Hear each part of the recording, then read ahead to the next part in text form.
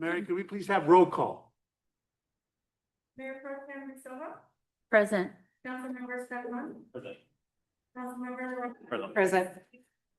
Oh, Councilmember Lorraine Murphy, is absent.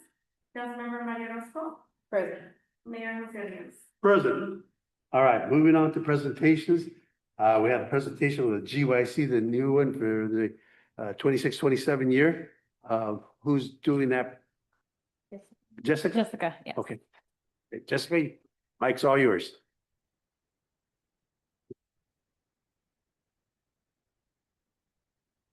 Good evening, council members. My name is Jessica Olmedo. I serve as the recreation coordinator and analyst for the city of Gonzales, and I'm also the advisor to the Gonzales Youth Council. Tonight is a very special evening as we welcome and appoint our 2026-2027 Gonzales Youth Council commissioners. Earlier this month, they completed a 2-week immersive fellowship where they had the opportunity to connect with city leaders and department heads, as well as with their school board members. They also learned about what is local government and began developing their leadership skills so they are prepared to host the GYC meetings throughout the school year. They will be presenting their capstone presentation with their summarized takeaways during the August City Council meeting. I would now like to invite the students to share a few words and introduce themselves to you all. They are a dedicated group of students who have already demonstrated their commitment, enthusiasm, and willingness to take ownership of their roles. And I'm excited to see all that they will accomplish this year. Hello, community members and city council. I'm Orlando. This is my 3rd year in the GYC. I'm an incoming junior, so I started since I was freshman. I was very excited for the fellowship, and one reason why I joined GYC was to overall make community impact. And yeah, I'm kind of excited just to come back again and serve my community again. Yeah, I'll pass it on. Good evening, everyone. Thank you for having me. My name is Junior Ruiz. I'm 17. I'm an upcoming senior at Gonzales High. And it's my first year in GYC as well as my first year as a commissioner. Yeah, that's it. Thank you. Good evening. My name is Melanie. I am an upcoming senior. This is my 2nd year in GYC, but my first year as a commissioner. I decided to become a youth commissioner because as a GYC member, I had lots of fun and I really enjoyed collaborating with others. So I decided I can create more of an impact and put more of my input as a youth commissioner. Thank you. Thank you.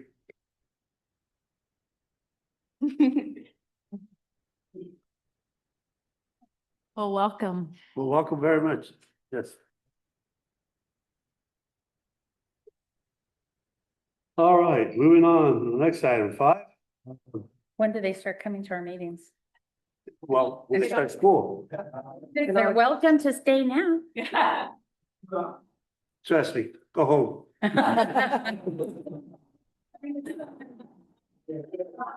don't want to hear. Welcome aboard, everybody. Sorry. Not the brightest meeting of all, but that's okay.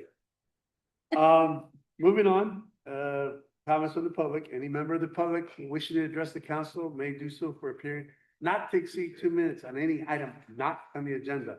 The council will listen to all communications, but will take no actions and make no comments. The podium is open. Good evening, council. Andrew Castillo, Gonzales resident. I'm here about MST bus stops and ADA compliance. I was given this flyer. It says our stops need to be accessible. I went to the stop at 5th on West. There was no concrete slab. If you have a wheelchair, you can't get on the bus. And so I just wanted to say that My grandma has a disability and lots of kids and seniors in Gonzales do. If they can't use the bus, they can't get to work, school, or the doctor. I'm not an expert, but I know the city can get sued if stops aren't compliant, and I know fixing a ramp costs less than a lawsuit. My ask, can city and staff check all MST stops in Gonzales and report back next month on what needs fixing and what grants can pay for it? Thank you. I love Gonzales. I want to work for everyone. I also understand that the lack of accessible infrastructure is due to the failure of the personal tax, and I just want to say that I think we should revisit the personal tax or have it specifically for sidewalk repair. How long have we been waiting for 712 Jersey Drive sidewalk repair? Thank you. Thank you. I yield.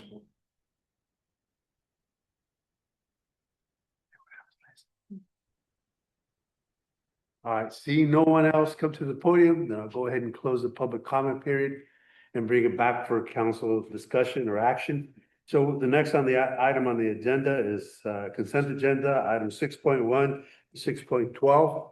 If you've all had an opportunity to review those items, there's anyone wishing to pull an item? Liz, okay, anyone on this side? You're gonna have to speak up because I can no longer see you. Okay. Believe it or not, Scott, I can't even see you right here. All good, bud. Okay. So, I have, yes. I Ms. do Silva? have a couple of items, just for clarification in there with regards to the warrants. So I will, and that's on item number 6.2. On page 17 of our agenda packet. There's 3 items on that page, and then I'll move on to the other pages. So usually they just kind of jump out at me. The first one was from Spectrum for internet services, because we also pay Verizon for wireless services. So the Spectrum's a little over $1,300. And then, so if you have, Yeah, so Spectrum is our main internet provider, but when that goes out, Rizzo is our backup so that we're always on and there's no. you mean the interruptions. Razolink? Razolink. yes, Okay. That's the backup. That's the backup? Yes, Spectrum is the main. Cause provider. those, yeah, there's charges for that on page 20. There's 2 items that have been paid at $109 each time. So I was just wondering if it was just a duplication of efforts or, so this is the backup.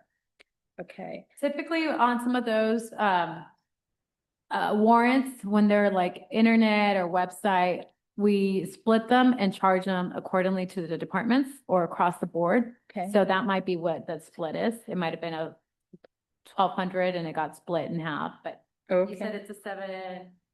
But they're different entities. So one is Spectrum Yes. and that's for the main internet Internet. service. Okay. And then the Verizon Wireless is actually for cell phone Correct. services. Okay. That's on another page. Okay, I'll move on to still on page 17. There's a payment of $1,300 to a Tess Welburn for payroll services. I thought we did payroll in-house. Tess does our CalPERS and sets up the payroll, and then in-house, it's a process. So in-house, we've got staff who are inputting the information, doing the data, but then there's Social Security, CalPERS, all the other stuff that need to be reported.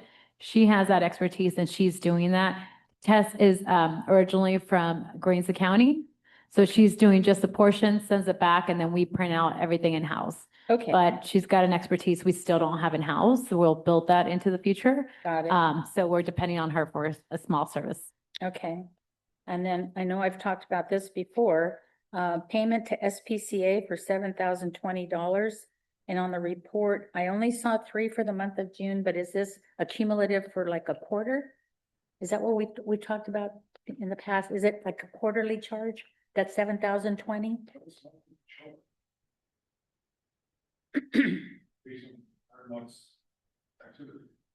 Okay, so it might have been for May services because that's what I'm saying. I mean, it was just, It was odd because there was only 3 reported to the SPCA in the month of June on your report. And it's $7,000. I said, oh my God, it's getting more. Those are expensive dogs. Yes, they are. There's one or what? Like in the month of May?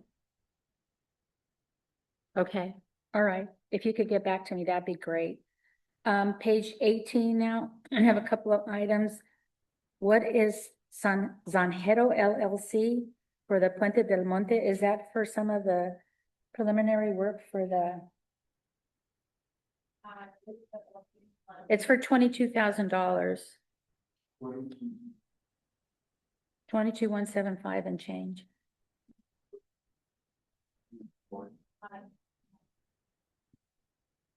Thank you. Those are passed through to be covered by Jackson Family Investments. For the preparation, EIR? there's an EIR under Okay. preparation. I kind of thought it might be because at least it said Puente del Monte. And so I was just curious. And they're preparing a water management plan that will be used broadly and also incorporated into the EIR. Okay. Let's see, also on page 18, AT&T for CalNet. Is that for, and that's for $922. I mean, some of the things, then when I look through them, they just kind of jump out at me like, what's that for? What's CalNet? Is that something we have to be connected at the state? Yeah, no, it's not state, I think, it's the wire. Let me get back to you on that one to get the details. I Okay. don't want to misspeak and give you wrong information, but. Okay.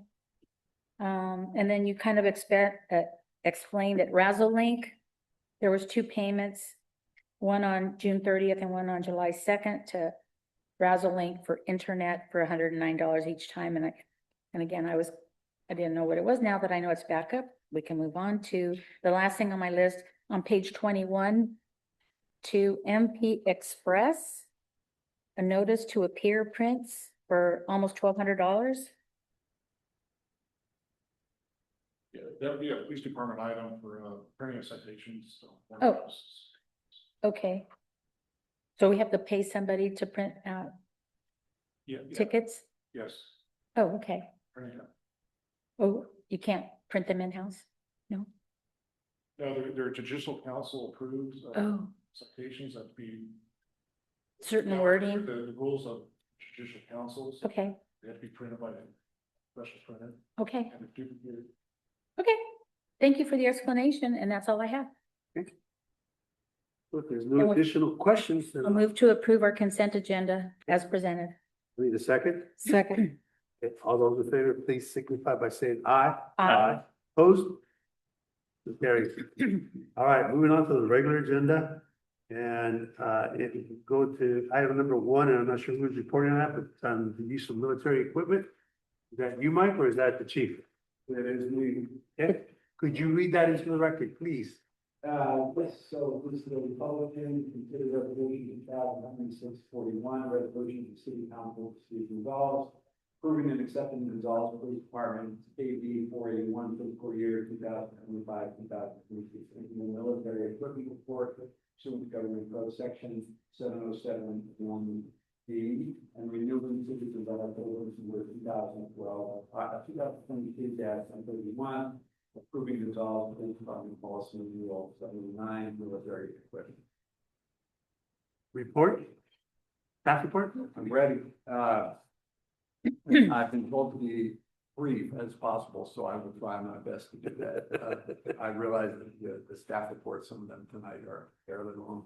In any event, this is our annual process concerning military equipment.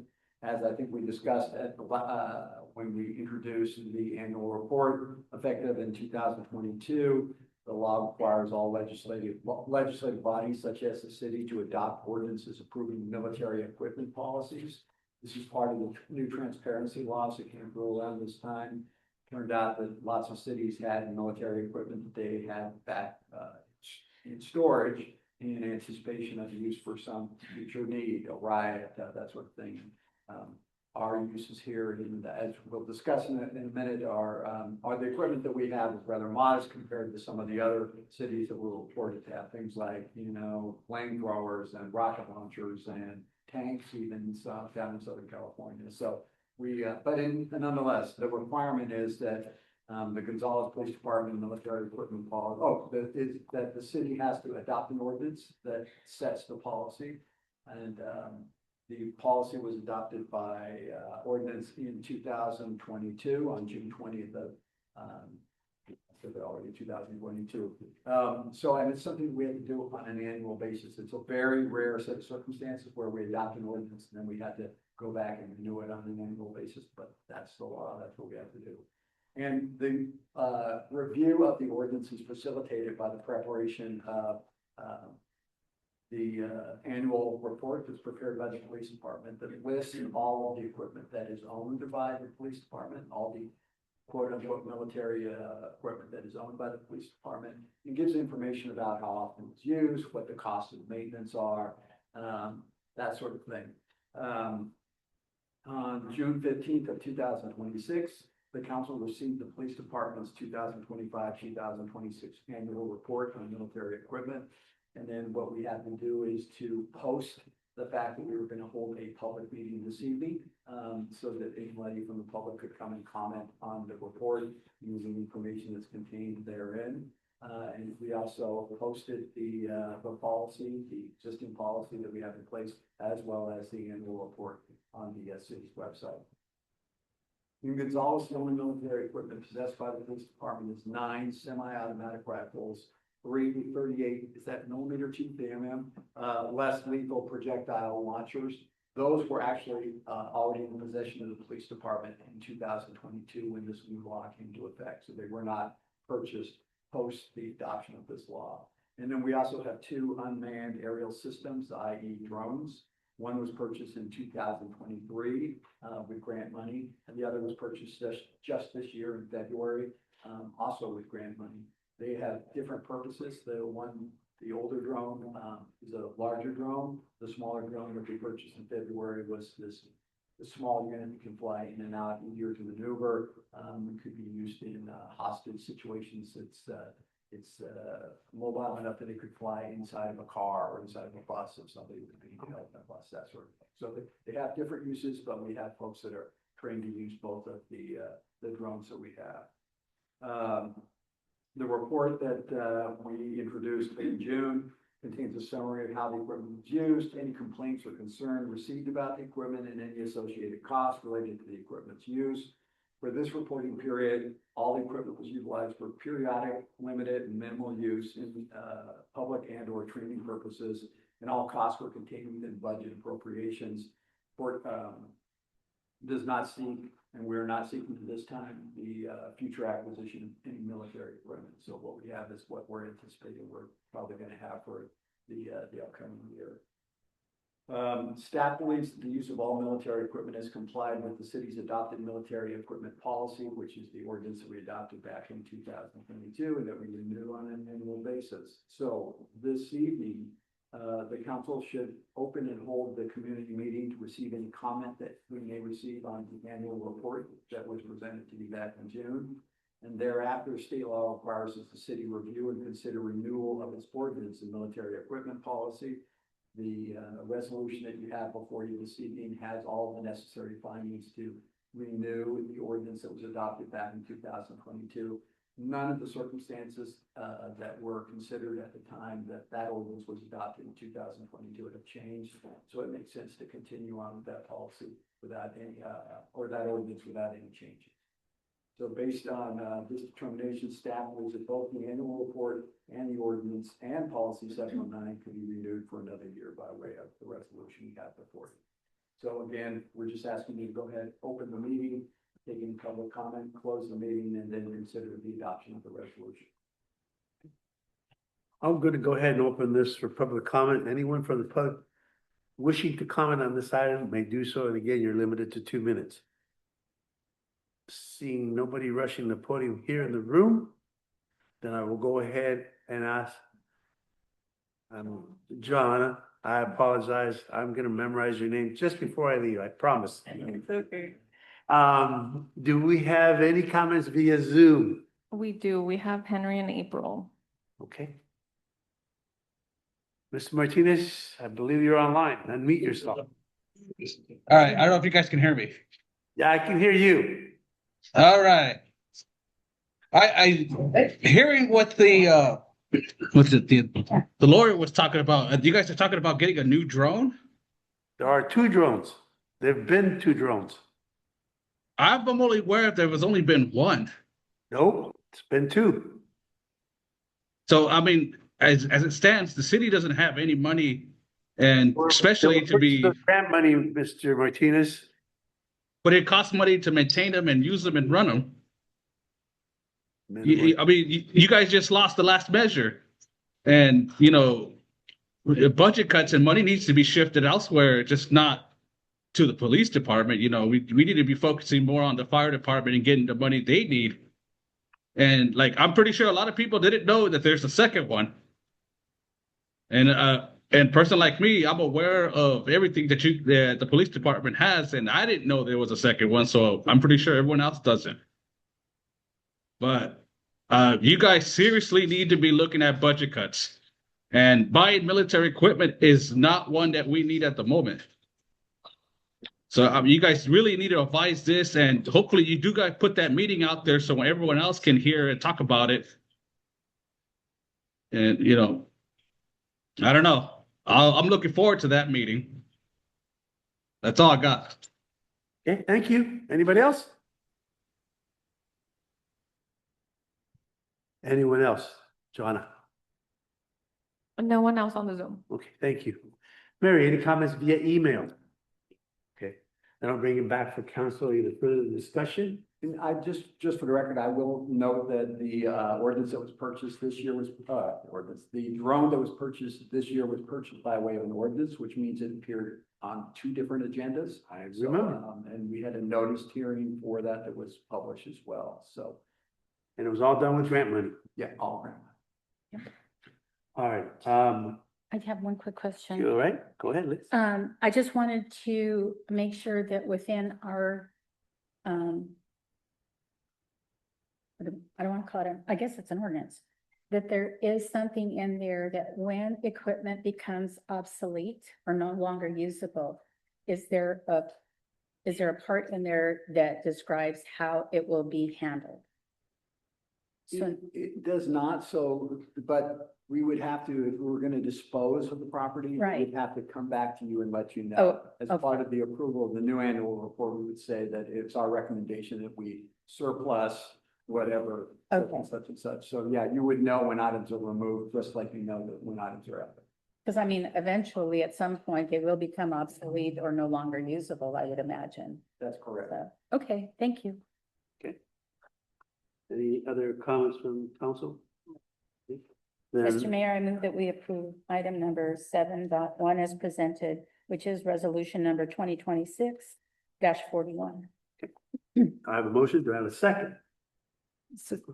Second, Ms. Orozco, you seconded it, right? yes. Okay. I have a motion and a second. All those in favor, please signify by saying aye. Aye. Opposed?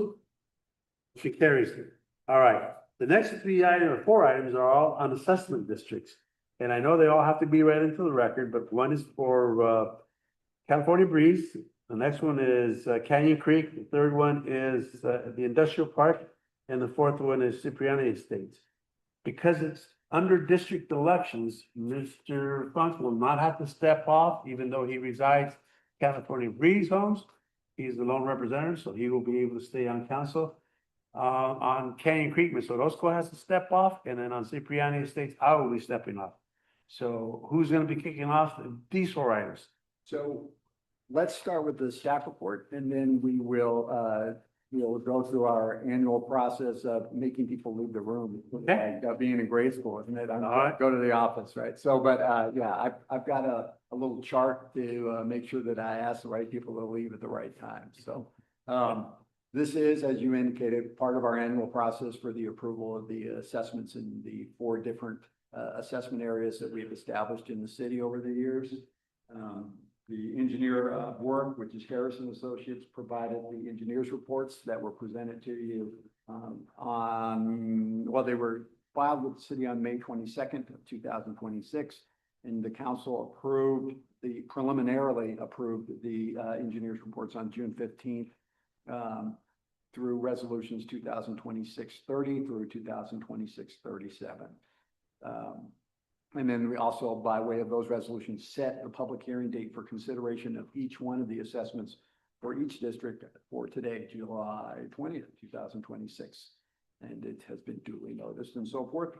The attached resolutions, if approved, will provide final approval of the engineer's report for each district, authorize the levy and collection of the assessments that are referenced in the report, and order the maintenance, operating, and/or servicing of the improvements that are identified in each engineer's report. Consideration and action on the 8 resolutions should only be taken after the public hearing for each district or groupings of districts has been completed. And so we've traditionally done them by way of groups, right? So we have benefit assessment districts and we have parks assessment districts, and we'll take those as a single group. And I will be happy to read the titles into the record when we do that. Open the hearing, close the hearing, and so forth. Once the resolutions have been approved, staff's been directed to forward the documents to the county so that the assessments can be paid through the property tax roll system.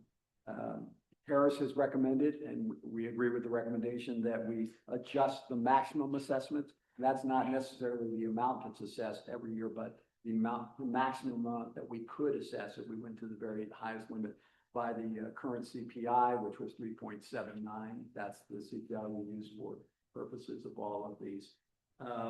There is no increase to the assessments in California Breeze. They are at the very maximum level, and unfortunately, they do not contain language that allows them to be adjusted by the CPI. The Canyon Creek Benefit and Park and Open Spaces District, in other words, both of the types of districts there, will increase by $6. And there's a small group of homes that will only have the assessment increased by $4.86.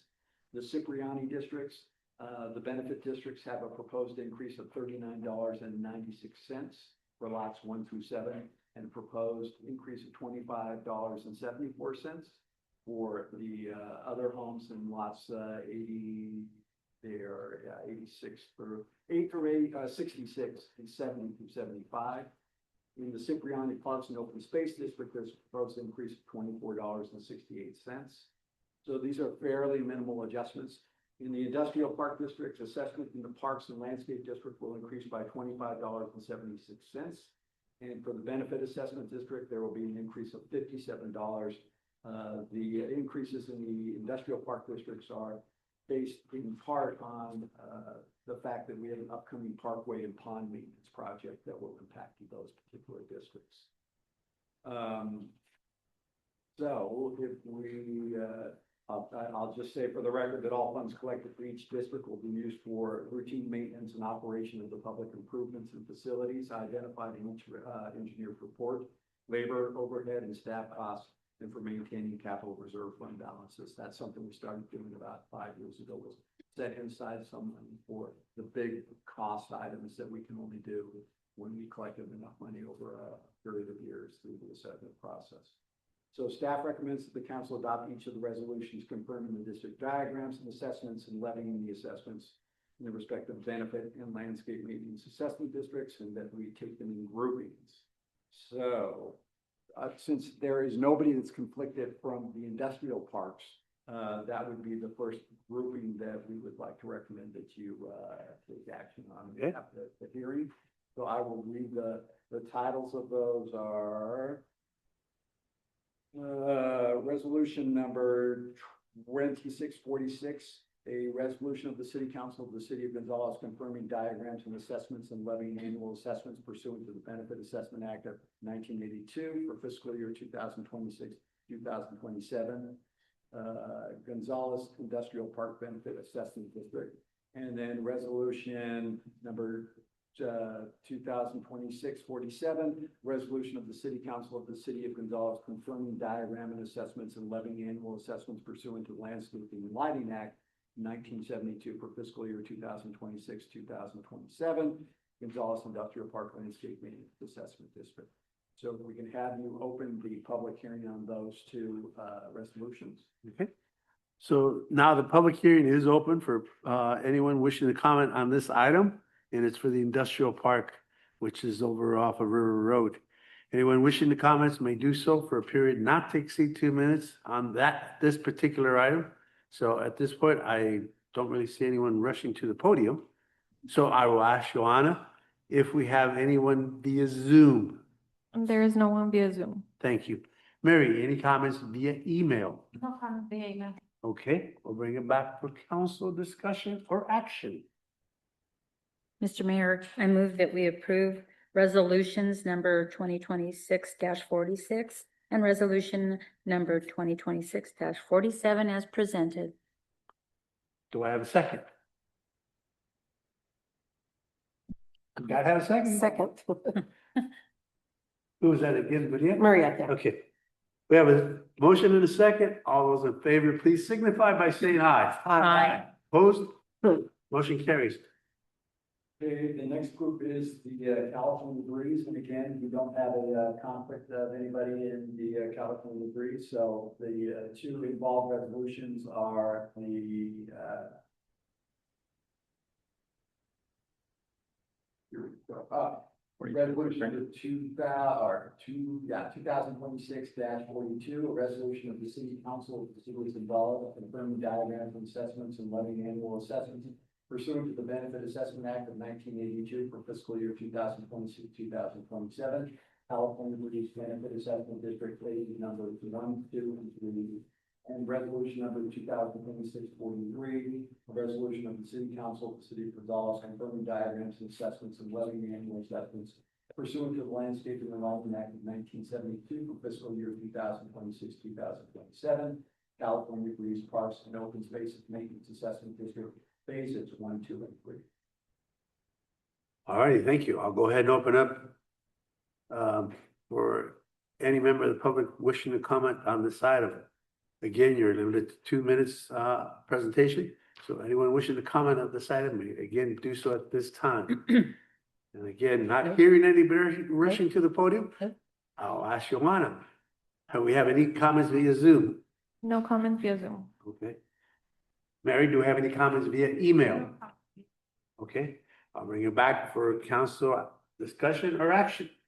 And Mr. Mayor, I make the motion, we approve resolutions number 2026-42 and resolution 2026-43. Second. Take either one.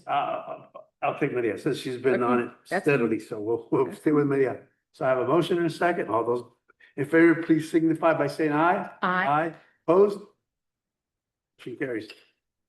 All right. Well, the next grouping, let's go ahead and do the Canyon Creek, and for that, Maria, would you go ahead and step down?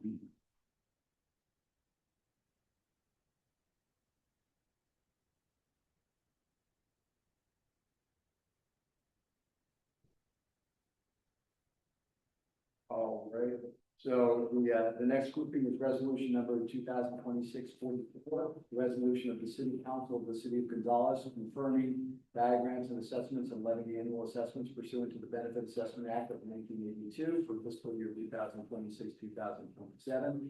Canyon Creek Benefit Assessment District number 1, 2, and 3.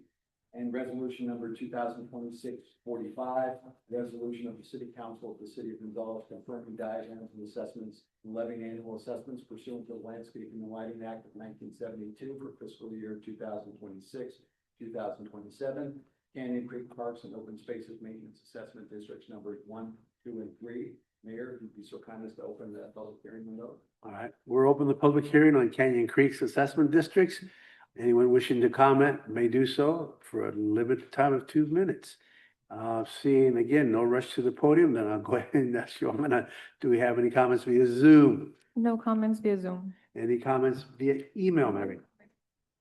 Bringing it back to council, I will either entertain a motion or discussion, which is your favorite. And Mr. Mayor, make the motion, we adopt resolution 2026-44 and 2026-45. Second. I have a motion and a second. All those in favor, please signify by saying aye. Aye. Motion carries. And I will step off now. You will step off? Yes.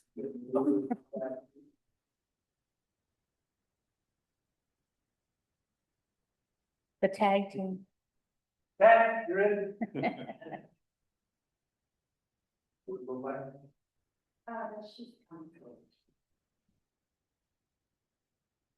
Again, when we, this will change, this whole process. This is the last time we'll probably have to go through this because once we have the districts all established, then we won't have the same sort of conflict issue. Oh, that's why Scott was able to stay here, Correct. because his is established already. Right. Okay. I wasn't, I was like. Did you All know? right, so the last grouping, I say thankfully, is resolution number 2026-48, a resolution of the City Council of the City of Gonzales confirming diagram and assessments and levying annual assessments pursuant to the Benefit Assessment Act of 1982 for fiscal year 2026-2027, Cipriani Estates Benefit Assessment District. And resolution number 2026-49, a resolution of the City Council of the City of Gonzales confirming diagram and assessments and levying annual assessments pursuant to the Landscaping and Lighting Act of 1972 for fiscal year 2026-2027, Cipriani Estates Parks and Open Spaces Maintenance Assessment. On behalf of the mayor, I will open up today's public hearing on this item. Anyone here in the room? Seeing none, Joanna? There's no one on Zoom. Thank you. Anybody on email? No comments via email. Thank you. Then I'll close the public hearing and bring it back to council for discussion and action. And Madam Vice Mayor, I make a motion that we approve resolutions 2026-48 and 2026-49. Thank you. Second. Thank you, Scott and Maria. Been moved and seconded. All in favor, say aye. Aye. Aye. Opposed? Motion carries. We can ask the mayor to come back in.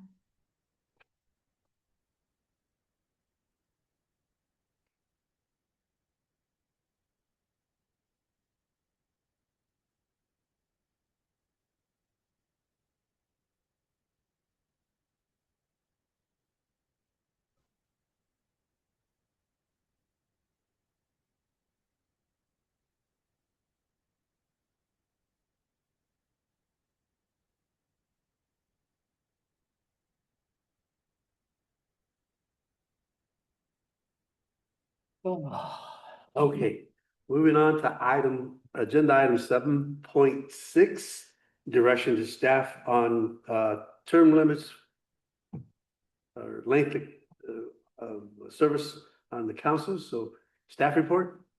All right, this is the last staff report on the Mike Rodriguez agenda. So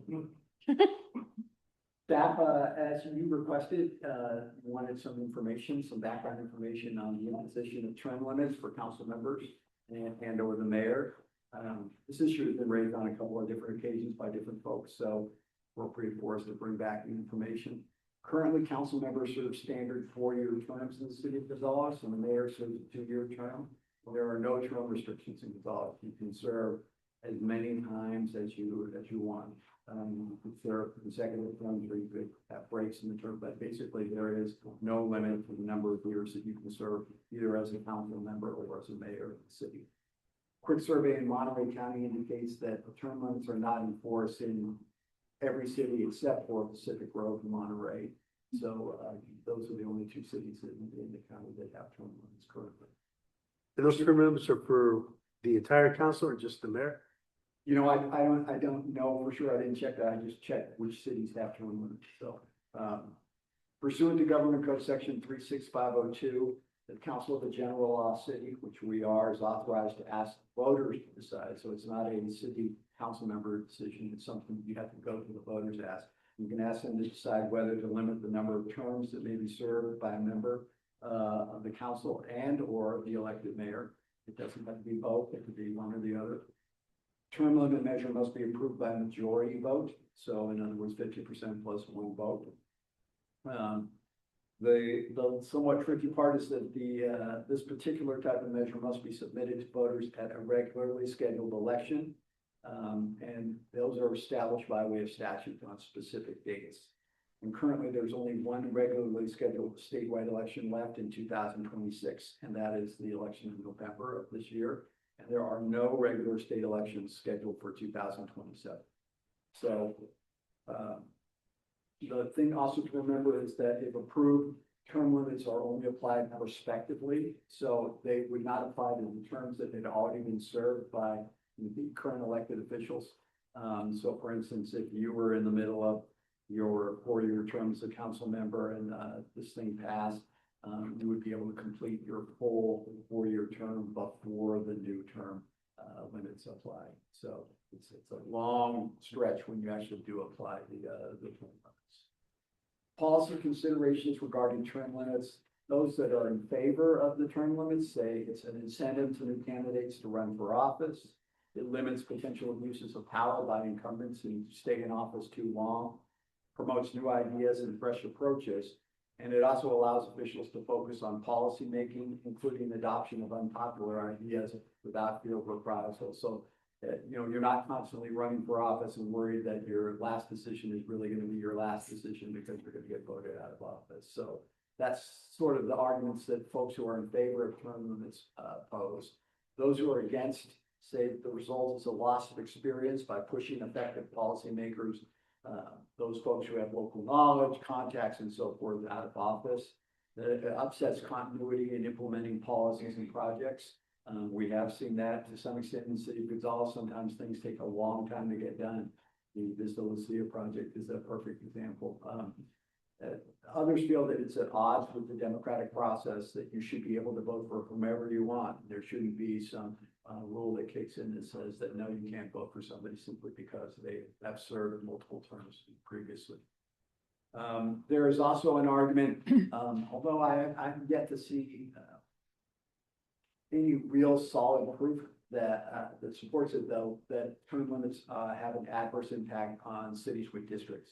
That there's always in a newly formed district, there's a limited number of people that are interested in actually running for office, and that once you have run your way through those folks, you're going to be in a position where you're going to have to appoint people because nobody's going to run for office. And the appointment process is a cumbersome and somewhat controversial process. Every time I've had to go through it, it's been a little bit, there's been a little bit of a kerfuffle about how it's going to be done and who's going to get selected and what the interview process is going to be like. Sometimes it can stretch out for months before you actually appoint somebody to a position. So, but as a practical matter, you could always twist people's arms in districts and try to get them around. But there is a possibility that could happen. You also have to keep in mind that there is a law in place that says that you can only have so many people appointed to your city council before you can no longer select. You can't have the majority of the city council be set by voters. It's also important to note that once term limits are adopted, they can only be changed again by voter approval.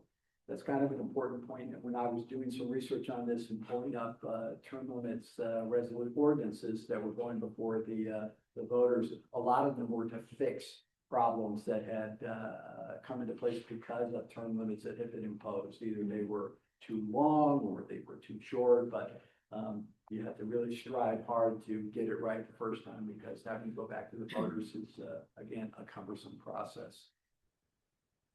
There are many variations on the format and structure of a term limits measure. The basic elements include, obviously, the length of the terms. It's common to have a 2-term or a 3-term limit, but any variations on this restriction is legally permissible. When I was looking, the most common one that I saw was a 2-term limitation, both for council members and for mayor. The second consideration is it going to be lifetime versus consecutive term limits? So a lifetime ban would basically mean that once you had run through the term limits, let's say for city council it was 2 terms. Once you had done that, you could never run for city council again. The consecutive term limits structure is different. There's a cooling off period in between when you serve. So you serve your 2 terms, your 8 years, and then you have to wait 2 years, or in some cases 4 years, before you can run for office again. And you can run for another 2 terms, and then you have another cooling off period. But so there's variations on that theme as well in terms of how long the initial term would be, and then whether or not the cooling period would be if you did this 2 years, 4 years. And you'd want to make it something that corresponded to your annual election. So it would be 2, 4, 6, 8, whatever. There's also a component that asks whether or not you should have separate or combined term limits for the mayor and council. So state law allows the city to adopt a single combined limit covering service. So you could just basically say, no matter if you serve as a council member or you serve as a mayor, you're going to be termed out after 8 years. It just applies to 8 years of service on the council. Or you can establish term limits that apply to each one of those positions. Say you can't serve more than 2 terms as a mayor and 2 terms as a council member, just as an example. So that's another consideration in the whole term limit process. And then getting really into the minutia is the consideration of how you count partial terms. So let's say for some reason you had to appoint somebody because there was a vacancy. Would their 2 years of filling out the rest of somebody else's term count as a full term? Would it only count as 2 years credited towards the total amount, or would it not count at all? Those are something we just had to consider when if you were to consider the imposition of term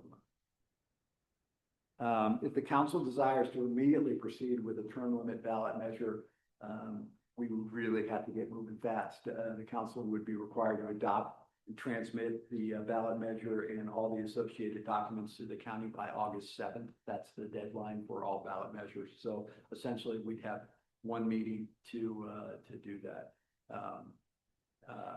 If that's not your pleasure, and instead what we're doing is sort of getting the information and maybe passing it along to the next council that will come into play in December of this year.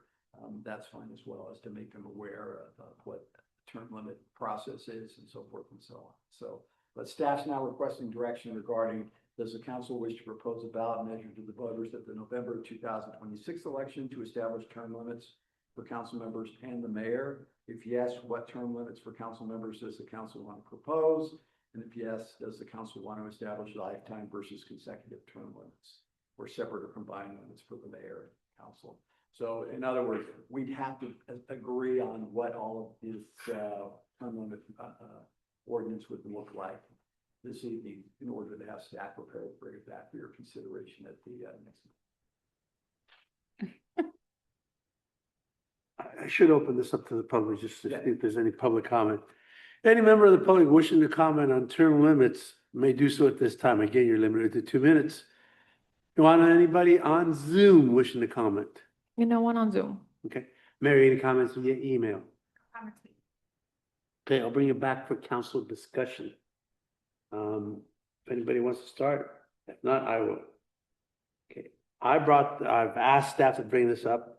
I strongly feel that rather than having the mayor run every 2 years, just do 2 terms of 4 years each. And if it works well for the president, works well for the governor, I don't see a problem with the mayor. That's my 2 cents for what it's worth. And I think even if you say, well, you know what, if everybody turns out, there are 5 people on this council, that accounts for about 40 years of different people being the mayor. And I'm perfectly okay with that, because I think that all 5 of us, I think, in my opinion, we're all qualified to also be the mayor. And, if there is no term limits, then technically I could be here as long as the voters want me. Not that I will be. I've shared with you all. I truly believe in my heart that what I want for this community is the very best. And I am limited by my sight. I have a lot more thoughts about other things I'd like to see in this community, but I have to accept my limitations. So I will not be running this year, but I do hope that the next mayor considers my 2 cents worth. And, but again, I think it'd make life so much easier if that mayor could run for a 4-year term and then 1 more if he or she chooses to, and then let someone else have a shot at it. And that's, again, my 2 cents worth. So to clarify, Mr. Mayor, so you're not suggesting running for 2 2-year terms and you're termed out. You're suggesting the mayor term be turned to a 4-year term, and then potential limits of 2 terms of mayor being total of 8 years. Correct. Okay. And I don't know. Because we're in districts, we're such a small town. Yep. We'd be foolish to do term limits for the districts. Yeah. That's 2 cents worth. Yeah, I'd agree there. So back to well, Michael, so I know we had put that in, shoot, well, probably what, About 20 years 16, ago. yeah, 16 or. Yeah, 16, 18 years ago, with the mayor being a 2-year term. So how, I guess, how would that process be? So that would be also, I guess, put back to the voters to Yeah, I think that. change from a 2-year to a 4-year? Terms are set, in the, ordinance of the city code. Yeah. Right, and I'm pretty sure that it establishes the mayor's position in a 2-year Mhm. term. Yeah. That was, if I recall, that was done. That was done by the voters, Right. when the Yeah, voters that were would- asked, It so. would be included as part of, I think, this whole thing. Mhm. So to clarify, so in other words, if we were to consider this, and I feel like I'm being backed into the corner because I feel like it's just like 2 weeks away, the deadline. to get Yes, this in, would it mean that then the mayor or it would be like a two-part thing for the voters? One would be considering the term limits, but then also to adjust the number of years of service that for the mayor, Correct. going from 2 to 4. So it's kind of a two-part. You know, I've got to double check on that. I don't Yeah, know whether, to be honest, I don't know whether or not the voters have to vote on whether or not the term change, or whether or not that can be just done by way of an ordinance. My suspicion is it has to be done by the voters, and so, yeah, we'd end up having a two-part question. And the other question before I forget, is there a cost to the city once it's put on the ballot? Is there a cost for our community to put it on the ballot? There would definitely is a cost. I mean, we already have a consolidated election taking place right in November, so we're going to incur costs there. But if you wanted to put it on another election date in 2028, and it was a standalone item, there would be a cost. If you consolidated it with another election, no, there would be a cost, but it would be minimized because it would be part of your other election costs as well. I'm okay with trying to do it by the 7th. I'm okay with that, but again, I defer to the majority. Yeah, I personally don't feel comfortable doing it by the 7th. There's a lot more information that I think we need to have. In November, you could potentially have 4 new council members, correct? 3 or 4 new council members.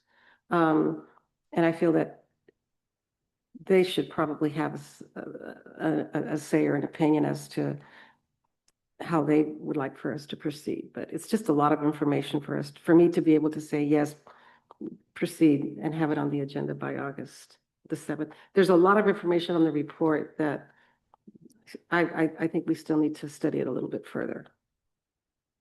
That's my personal. Yeah, I mean, I think it's important for us to look at it, but also like I said, I don't want to be pushed into the corner and try to make a decision for something as important as this. I understand that there should be some sort of limitation, but I also understand, I think what you brought up is that you lose that tribal knowledge, but I mean, if some of us are not serving anymore, we're easily contacted. I mean, most of us aren't going to go anywhere, I hope. But I would like to probably consider it more, to do more homework and to get more information and consider it in the national election of 28 rather than this year. That would be my personal wish.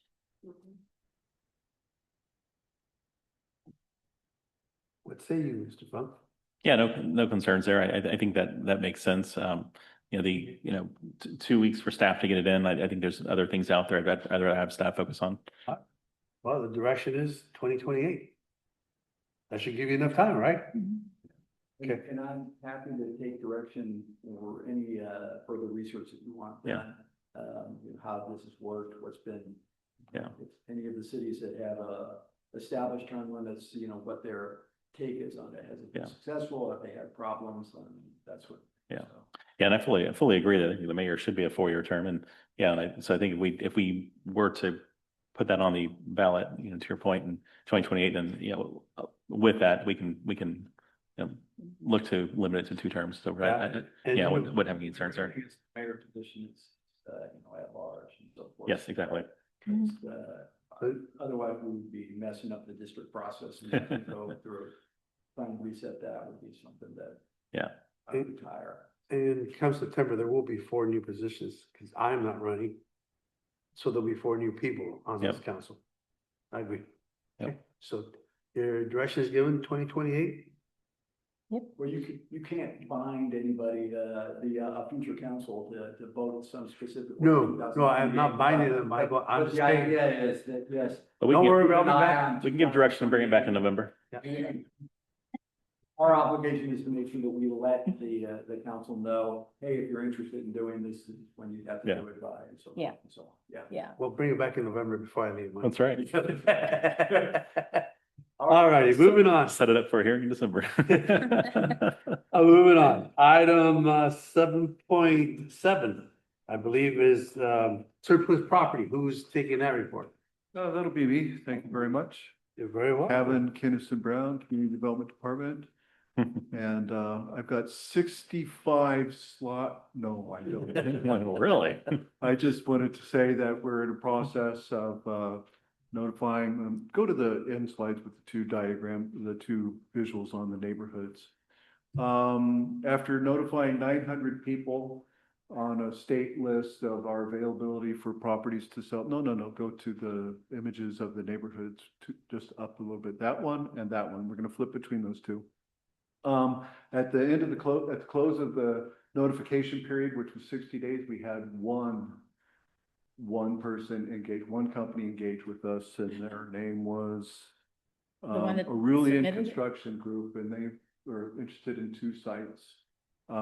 This one is the 3 parcels that were the Cipriani Division, Venice Way Park. That was supposed to be the landing area for an overpass.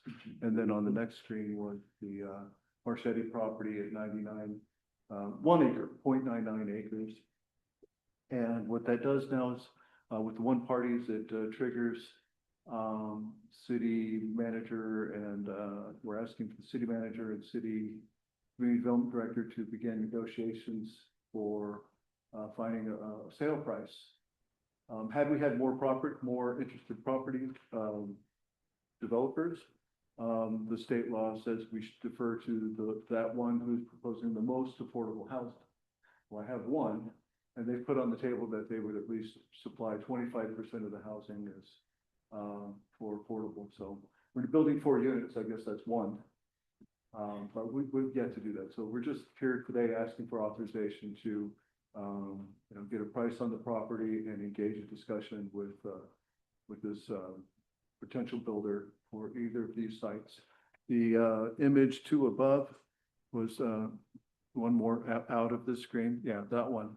There was the other property that we had already notified as being surplus property next to this subdivision. No public access, no utilities currently being farmed. We had no interest expressed for this property, 2.91 acres. So. Now that can only be offered to nonprofits, is that correct? So the process is we have to put it out to affordable housing developers. Now, in this one specifically, since we didn't have any takers, we can go out to the open market with it. So same thing on the other 2. We'll have to negotiate with the affordable housing developers, come back to, get a price, come back to you and say, here's what they're proposing, here's the cost, and then go from there. But on this one, because there were no takers, we need to get a price on it, because the last one we got was about 2 years ago now. Get what the cost could be, and then we could put it on the market. That's a 3 acre site? I'm not. 3 acres. Right. Yes.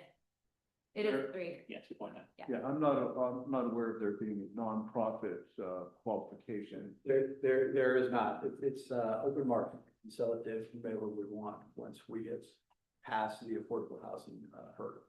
Okay. Or what he said to finish my sentence. And this is the property that has no water. Yeah, this is the Yeah. Canyon Creek. Yes. Is this the one that Costas farm? Either that or Pizzoni. Sony. Okay. Right, Yeah. so we'll be approaching the State Surplus Land Act for our next steps with that on how we can get a public value out of turning that over to private hands if we can. And so that's the process as we know it right now. The July 6th started a 90-day good faith negotiation period. Neither the city nor the interested parties offered a price at this point, so we're beginning. So what we're gonna do now is, again, get appraisals on these properties and then, begin to negotiate with the parties and then come back to you for a further approval and, understanding of what the proposals are gonna be. Great.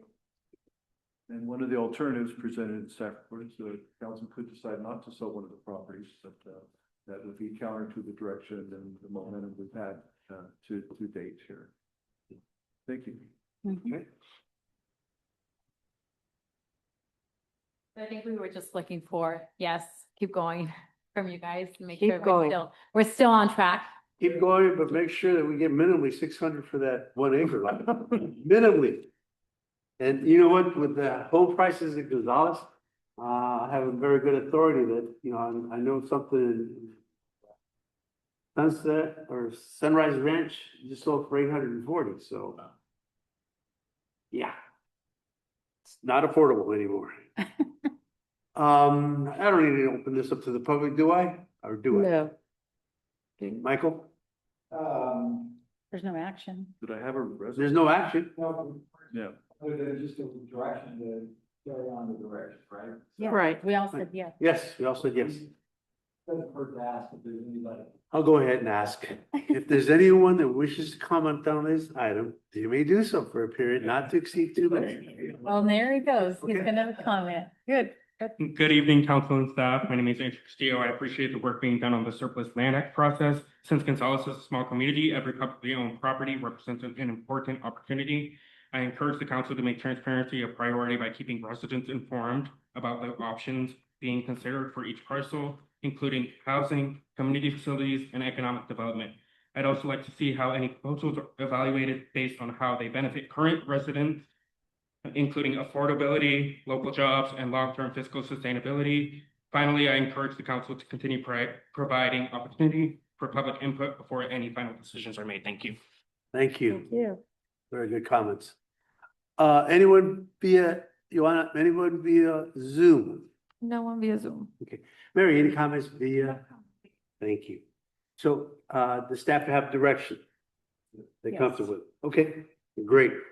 Then moving on to item 8.1 is, committee reports from the council. I have League of Cities. I have nothing to report. Next is AMBAG. Mr. Funk? We were dark in July. No report. And then Mrs. Worthy could not be here today, but she's all sent us all a copy of the Highlights. highlights of the meeting. So that being said, we'll go ahead and go to oral communication. So I'll start to my right with Ms. Silva. Thank you, Mr. Mayor. Well, Maria and I were busy the past 4 or 5 days working at the 116th California Rodeo in Salinas. I'm glad to report it was a huge success. Always fun to reunite with a lot of friends that I've met over the last 40 some odd years that I've been helping out there. And I see that somebody left the information on Paint Our Town Purple. So I encourage everybody on Saturday, August 8th, decorate your property, wear a purple shirt. This is all for the American Cancer Society Relay for Life. For more information, I would contact Jessica at City Hall. Monterey County Fair is coming up, Labor Day weekend, September 3rd to the 7th. Always a fun time to see the students, what they've done, all the exhibits. So I encourage people to go. I believe that the auction will be on Saturday, September 5th. It starts about 9 o'clock in the morning. Go support our kids with our support. I mean, we support them all the time. So spend a little while over there encouraging them to sell their animals that they work so hard to raise. And I think that's all I have. Okay, thank you very much. Mhm. Mr. Funk? Let's see, I think it was last time we met, we've had a few community events, so definitely want to thank the police department for all their efforts. I know you guys helped out with well, not only the 4th of July and around and so forth, with a lot of good community support and but also the parade and so forth. Much appreciated the officers leading the parade and assisting through and overseeing the safety there. Much appreciated there. And I wasn't able to attend the car show, but I heard a lot of wonderful things, which I know Staff is very involved in it so forth, so thank you very much to staff for all your assistance and participation for that, so. What I have. Thank you. Ms. Orozco? Yes. Thank you. I'd like to echo Scott's comments regarding the 4th of July. Every year we work really hard to put on the event, and really on behalf of Rotary, appreciate the co-sponsorship of the city. The parade was great. We had more children participating this year. There I were a think good we're bunch. going to get up there Yeah. hopefully next to Kitty Capers someday, but do want to thank the staff and the police officers and the fire department and city staff for all their hard work. And as Liz mentioned, we were busy this year at the rodeo. I have an information booth that we've had for over 15, 16 years, and we were busy. We also raffled the 2026 rodeo buckle, and I'm happy to report that our local resident, Rosa Villegas, was the winner of the buckle. So congratulations to her. We are also having our annual reverse draw dinner this Friday at the St. Peter's Church. Tickets are still available. Liz and I are really busy working on that project, so happy to provide anybody with a ticket if they so need one. Thank you. That's all I have. Thank you. I've got a couple items. First and foremost,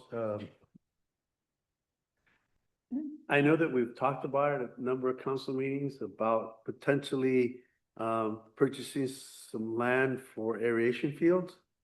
I happened to see the farmer at lunchtime today, and he says, no one's contacted me.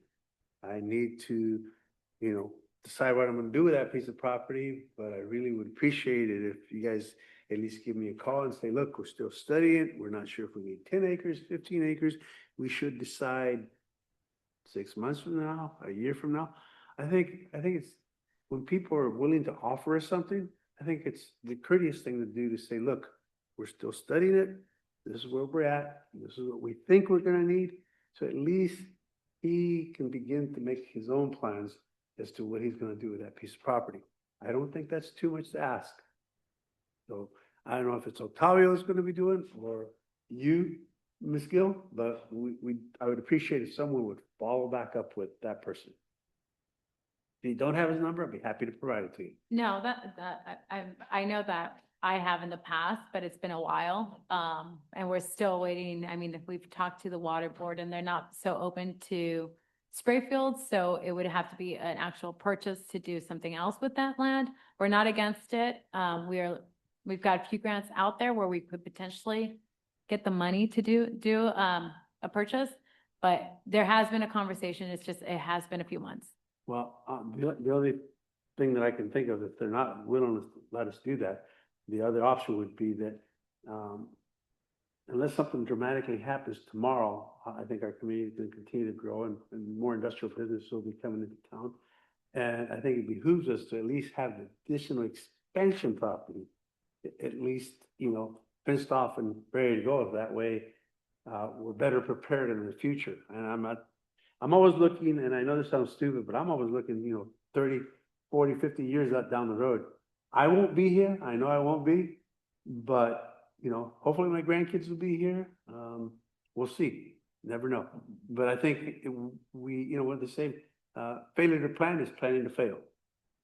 So bear that in mind. And like I said, if it's just 5 acres we need, he's willing to work with us. I mean, Soledad is where they're at right now because they pissed off the adjacent farmer. He says, you know what? I'm putting in a permanent ag easement. Go ahead. Try to take it away from me now. And so they had to go with a mechanized system. So let's be forward thinking rather than saying, oh, shoot, we should have done that, could have done that. Please? Yes, no, Director Hurtado and I are completely on board with that. We just have to secure the funding, and we've got a few, like I said, grants and earmarks out there where we're requesting funds for that land. I believe we asked for that as part of one of those. So I think we'll hopefully find out in the next few months, but we'll be in touch with him again and let him know kind of what our status is. Please. I wanted to thank everyone that helped out with the car show, Public Works, PD, Fire Department, of course, office staff, all the work that you guys did that went into doing that. I heard nothing but positive comments. one little negative comments, but like I told them, you know, we're in Monterey County. There's always something happening here. And they're like, what did you guys schedule on the Rodeo weekend? There was quite a few people that said that. And I'm like, look, you know how it is in Monterey County. The Monterey Peninsula's always got something going on. You know, you try to do the best you can, and this is the day that worked out the best. You know, maybe there's a few cars less than the last year, but we're here and we're mighty. And I gotta tell you, if you didn't I have the opportunity to attend, there was some gorgeous, gorgeous pieces of equipment out there. And the one I fell in love with, and I even thought, I got the money, but dang it, I don't have the site. He had it for sale, $35,000 for a 1941 Woody. And I mean, this thing was cherry. The wood was perfect. The motor had been redone. The transmission had been redone. So basically buying a new car. And I know they said, drove me to tears almost. But again, thank you so much for staff. It was very well received. Everybody that did come, we're happy to be here. And they said, gosh, every time we come down here, you guys have perfect weather. I says, someone up there is looking out for us, but you know, we're very blessed. And again, if we had it today, it'd have been too hot, but maybe that would have helped the food vendors. But again, well planned, well organized. Again, you know, we didn't go all the way down to Elko, but pretty close. And so again, thank you to staff. I know that is a monumental effort.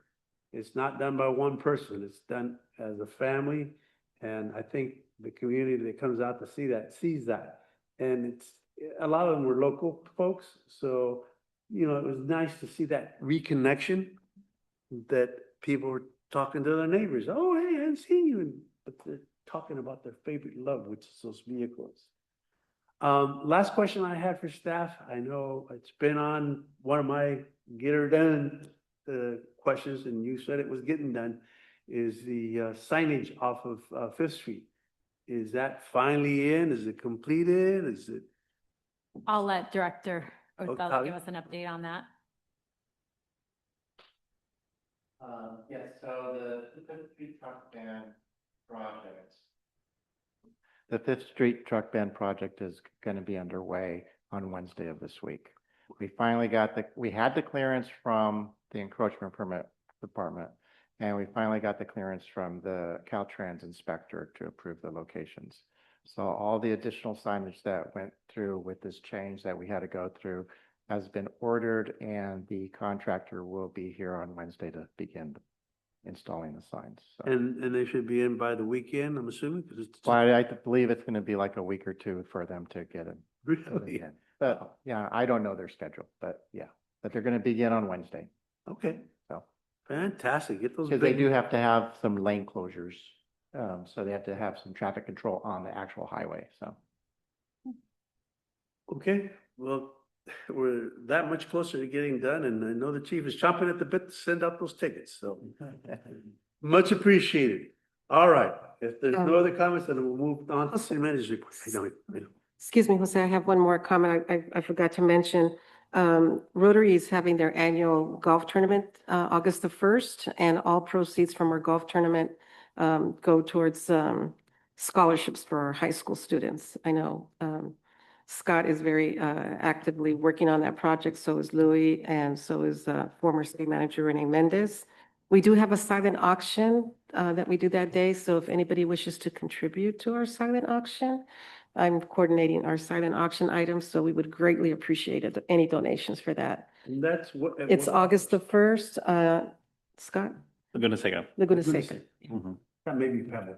Well, we're getting there, you know, it's got a little bit more sponsors and we'll get there. Thank you. Okay, thank you. Ms. Gill. All right. I too want to thank all the staff that was involved in the car show planning. You're right. It takes a whole team. We were fortunate enough to also have Gonzalez Customs and Street Low help us this year and really take ownership of it. So it made it a little easier for staff, not having to carry everything on their own. So big shout out to them for helping us put an amazing show together, but also for all the work and the donations that they gave us as well. We were able to donate give away about 8 bikes to kids and 2 TVs and a bunch of other really neat stuff that I wanted to win. And I didn't, but there's some amazing prizes out there. So thank them for all their effort and their kindness on helping us get that done. Tomorrow is a day I think many of the community have been waiting for, grand opening of Anytime Fitness. If you recall, when we first went on conducting outreach for the community center, a fitness center was something that rose to the top. So we aren't able to build it in our community center just yet, but we are happy to be able to have one now in our community. Yep, So awesome. actually, I hear it open today, soft opening today, so ribbon cutting tomorrow. So there's probably people working out in there already today, as of today. So we're excited to welcome them into our community, and ribbon cutting is at 11 o'clock. Friday, the 24th, is movie night at the pool. They will be showing Toy Story. I know the kiddos are excited for that, so please let folks know to sign up now if they plan to attend. Should I just share National Night Out? The police department will be hosting the 2026 Dash Night Out this year on August 4th, which is about a week away, I guess. 6 p.m. to 8 p.m. on 4th Street, same location as last year, the year prior to that. In between 4th Street, in between Center and Belltown. National Night Out is an effort to strengthen the police and community relationships, partnerships, build connections with the community, and share awareness information with our neighbors. I encourage everyone to come out and become part of the tradition celebrated across the nation. And it gets August 4th, 6 p.m. to 8 p.m. on 4th Street. 6 p.m. to 8 p.m.? Yeah. I might make it. And then Mayor, I only have one more thing, and Councilmember Silvas mentioned it, but it's Paint the Valley Purple by the American Cancer Society. They're really trying to connect South County to the event and making sure that we're all spreading awareness and honoring those who have been impacted one way or another by cancer. So they're going to start actually in King City. It's going to be a kind of coming down the valley. They're starting at King City at 8 in the morning, and they'll be here at Central Park joining us for a gathering to, again, honor those impacted by this illness at 1 o'clock, 1 to 2. So we'll gather at the park, wear our purple. They're also sponsoring banners, a limited amount of banners, but I'm hoping we'll have them by then and be able to see them and just, again, honor those folks who have been impacted by one way or another by the illness. But join us as we gather and just, 1 honor o'clock? folks. 1 o'clock. Okay. Yeah, what's the date of the relay? Is September? I was looking for the actual date and I didn't have it readily available. Let me confirm that. Could you get But I that out believe to the it's- council? I will, please? and then we'll get it out to the community, of course, afterwards as well. We're also, we have some tickets for purchase if anybody wants to buy tickets for the car that they raffle as well, but more information to come on that. You found the date? This year's Relay for Life in Salinas will be on Saturday, September 19th. And it starts at 8 in the morning, I think, and it's just a one-day thing, and I believe it's downtown. And the city does put together a team. So if you are interested in being part of the city team, that flyer will go out and anybody that wants to join the team can sign up with us there. That's all I have. All right, before we go, Mayor, we have one more by Director Hurtado. Thank you. Mr. Mayor, members of the council, I just had a few items I wanted to go over. Okay. The first, I had 4 items, but Fifth Street's already taken care of, right? So we took care of that. The wastewater treatment plant, thank you for that information about Mr. Amaral. I mean, if I would have known, I would have been in contact with him a lot sooner. But like city manager mentioned, we did go after a grant to hopefully get some money, some substantial money to purchase that land. The regional board is not open to spray fields, but it could be maybe some perk ditches or additional ponds. I do want to let you know that the condition of the wastewater treatment plant is a lot different now than it was before. We currently have the one pond is completely empty. We have about 3 or 4 ponds that are half, the polishing ponds are about, they're at 50%. So, and the condition of the water out there, there's a lot of bugs, there's a lot of activity. That means the process is working. So it's a changed environment out there. We are going to pursue talking to the regional board to find out. I have a meeting tomorrow with the consultants to see what the outlook is for our next treatment plant. We have some grant money that we received to study that. In years back, it was more of a crucial thing because our plant wasn't working. I think we have a little more time, but we're going to see what kind of plant we're going to try to get moving forward. So that's on the horizon.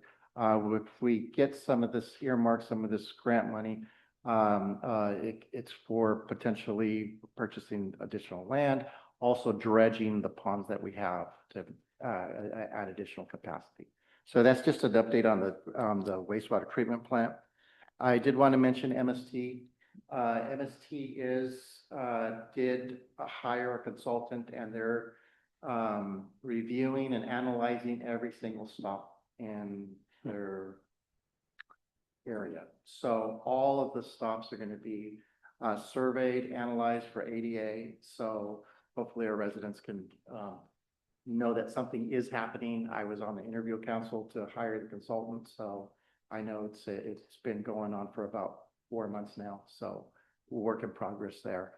The last thing I wanted to mention is that Tavin and I met with PG&E on the 14th of this month, and they came to introduce a very substantial project that's coming forth that's going to benefit Gonzales. It's called the Salinas Area Reinforcement 115 kV project. They're going to be upgrading the 60 kV to 115 kV. They're going to eliminate our substation here on that we have in town. They are looking for a 20-acre site somewhere between 101 and what's not River Road, but Osage Road. And so they're looking for a 20-acre site to build a new substation there. Timing for this is going to be 2030. I mean, this is what they're telling us now, but it's about a $400 million project, and they're currently looking to file an EIR in 2027. So we'll have more studies, more to come, but they came to introduce the project to let us know what's going on.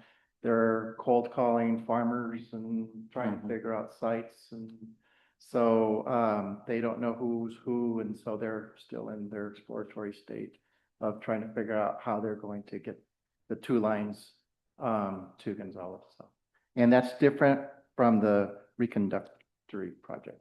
So that's a separate project. Just want to give you an update on the meeting that PG&E had with us. That's all I got.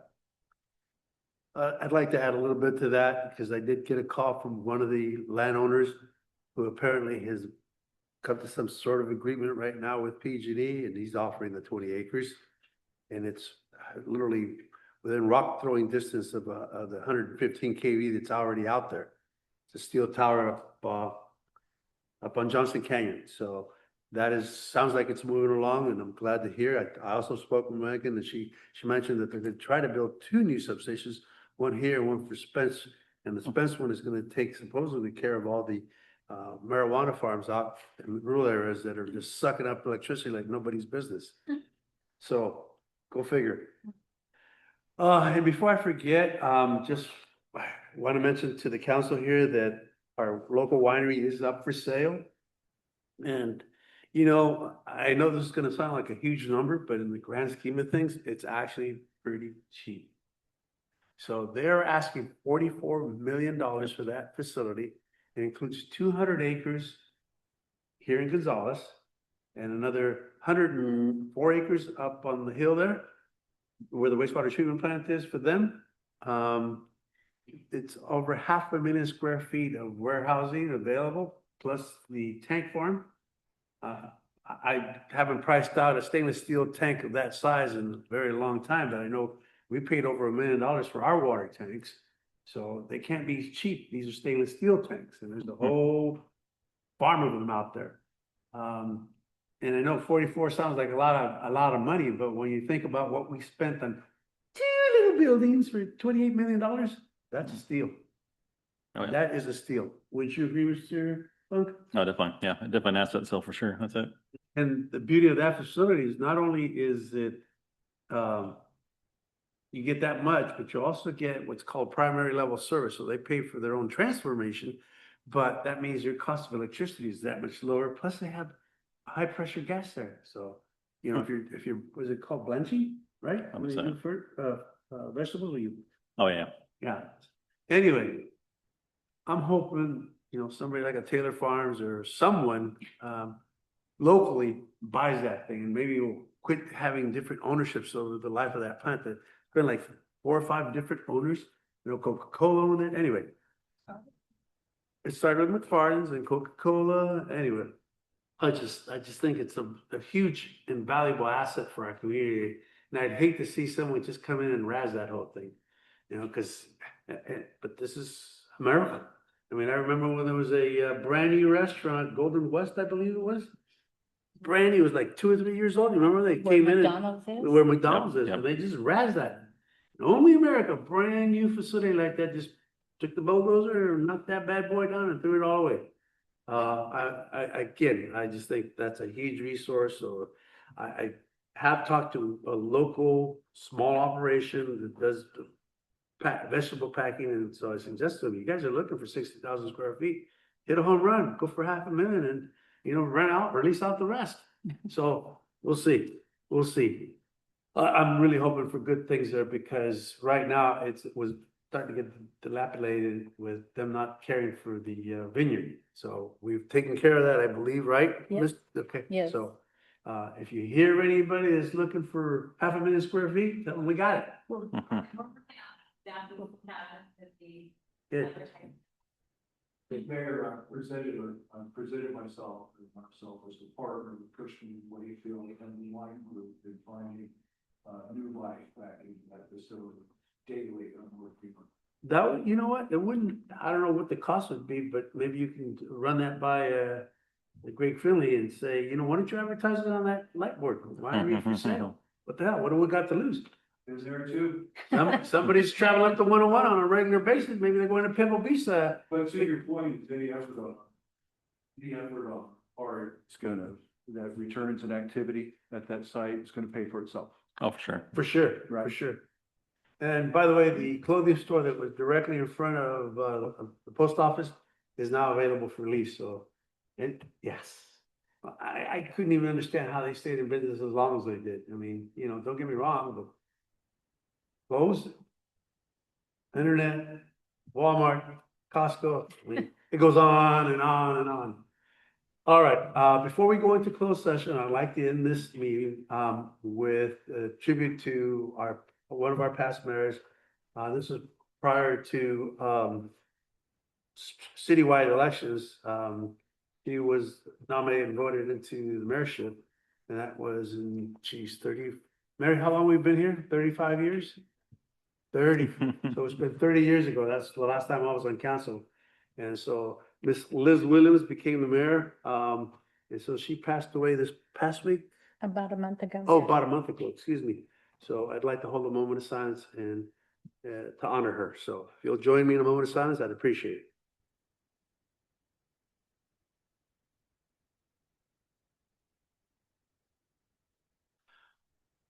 Thank you, Liz. Rest in peace. Amen. Amen. Michael, would you lead us into the closed session item, please? Yes, we have a closed session item. The city council will recess to closed session to consider personnel matters pursuant to government code section 54957, evaluation of city manager. All right. You are all free to go.